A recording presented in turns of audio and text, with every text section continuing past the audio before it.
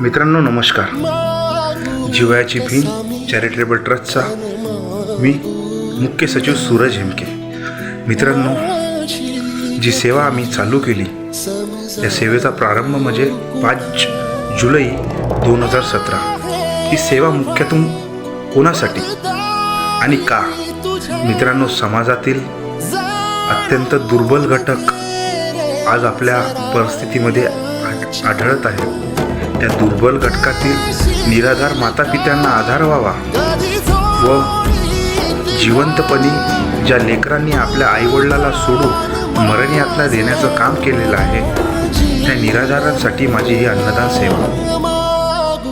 मित्रांनो, निराधार, मनोरुग्ण, व्यथित, वंचित, पीडित या संपूर्ण घटकांना एक आधार व्हावा या उद्दांत हेतूतून ही अन्नदान सेवा आम्ही सुरू केली. ही अन्नदान सेवा करत असताना कुठल्याही प्रकारची मोठी फंडिंग कुठल्याही संस्थेकडून आम्ही आत्तापर्यंत प्राप्त केली नाही आणि त्या फंडिंगच्या भरोशावर अजूनपर्यंत कुठलीही आमची सेवा सुरू नाही आहे. मित्रांनो, सांगायचं तात्पर्य म्हणजे एवढंच की माणसांनी माणसाच्या कामी यावं आणि माणसांनी माणसाच्या कामी येताना निराधारांच्या चेहऱ्यावर हास्य फुलावं याच उद्दांत हेतूने आम्ही 7 ते 7.5 वर्षाच्या कालावधीपासून ही अन्नदान सेवा करीत आहोत.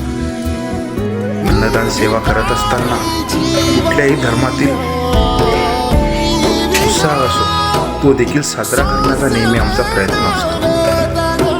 ऊन, वारा, पाऊस या कुठल्याही परिस्थितीमध्ये आमचा निराधार बाप, निराधार माय, मनोरुग्ण, व्यथित, वंचित हे संपूर्ण लोक उपाशी राहता कामा नये.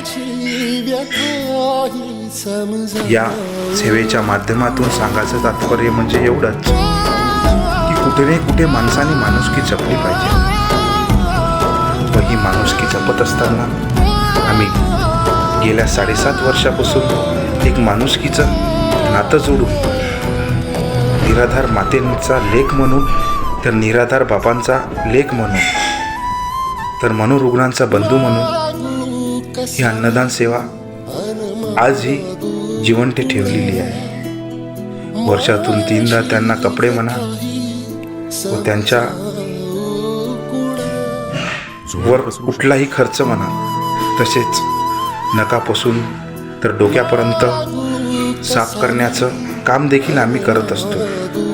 मित्रांनो, गत 2515 दिवसापासून ही अन्नदान सेवा आजही जिवंत आहे. ही अन्नदान सेवा जिवंत असताना या अन्नदान सेवेचा गाभा म्हणजेच माझे संपूर्ण मित्रपरिवार, ज्या